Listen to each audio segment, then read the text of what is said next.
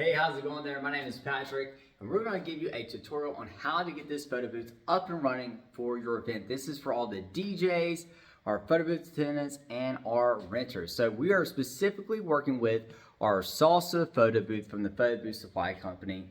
And in this little short video, we're going to show you how to plug it in, where to place it, how to get the light bar set up, and get everything turned on.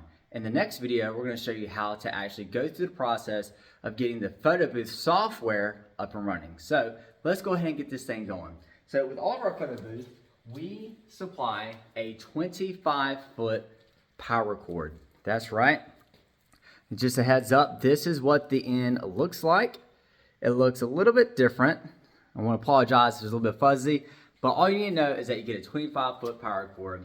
And you're gonna want to. Reason why is because sometimes you're in a situation where you're not close by to an outlet. We do supply tape. It's called gaff tape. And you want to make sure with the venue, the event space, that it's okay to put gaff tape on the floor. And the reason why we supply gaff tape is so that you can tape this power cord down. You can run it along the whole length of the cord and everything until it's all the way connected to the photo booth. So let's go ahead and get this photo booth plugged in and everything. So as you can tell, I have a mat over here just because I like to lay this down on something soft. If you're not laying it down on anything soft, you're laying on the hard surface, please be very gentle with it. So let's go ahead and get this thing connected to the power. We got it laid over. And the bottom of this is a power supply.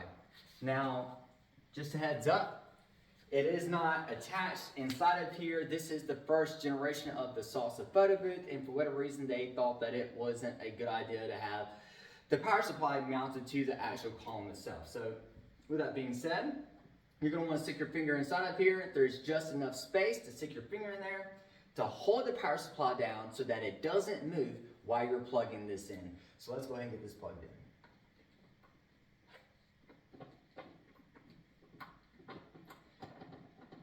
Now that it's plugged in, you're good to go. Go ahead and push it in a little bit, and let's stand this photo booth back up. Very simple. I kind of move the power cord off to the side so it's out of the way, or if it's directly behind you, wherever you have the capabilities to move the power cord wherever you need to, depending on where the outlet is. So the outlet's right beside of us, so let's go ahead and get this thing plugged in.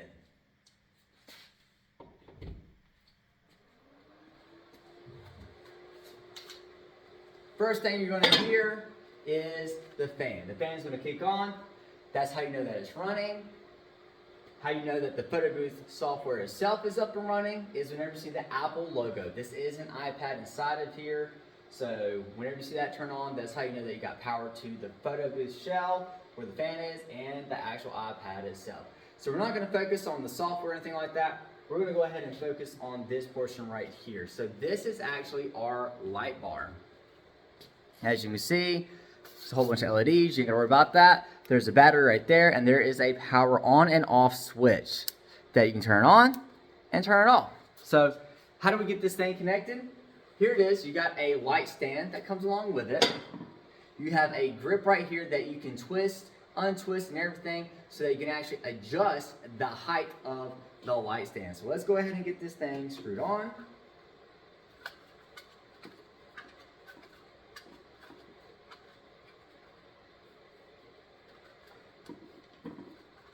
And there you go. Make sure that that we got this little strap that's kind of getting away. Make sure that doesn't get away.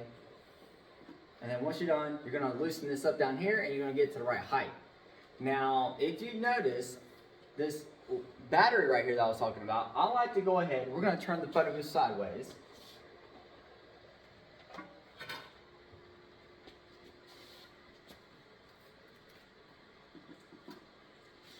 I like to get the light directly behind the photo booth, and I like to have the battery where the top of the battery is lined up perfectly with the top of the photo booth.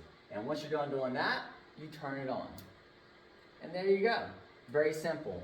Now, with that being said, this is what it's going to look like whenever it's finalized and ready to go.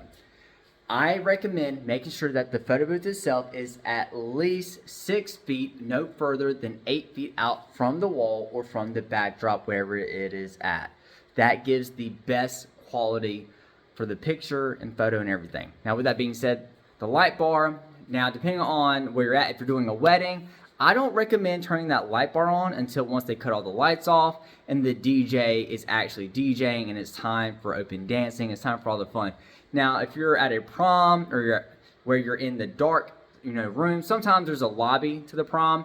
If this isn't set up in the lobby and it's in the actual prom room where all the dancing is going on, you're gonna wanna go ahead and fire that light up as soon as prom starts. Now, the battery life on that light can last up to 6 hours. And just a heads up, we wanna make sure you need to go ahead and plan for a plan B for the light, because the light is 100% complimentary, meaning that you are only renting the photo booth itself due to the software, its capabilities, and everything. Because whenever your guests take 200 pictures, you're going to want to make sure that your guests are able to receive those 200 pictures and everything. And at the end of the event, within about 2 or 3 days, we'll also send you, the rentor, or whoever's booking this, all the photos. So don't go anywhere. Check out our next video. We're going to show you how to get that photo booth software up and going.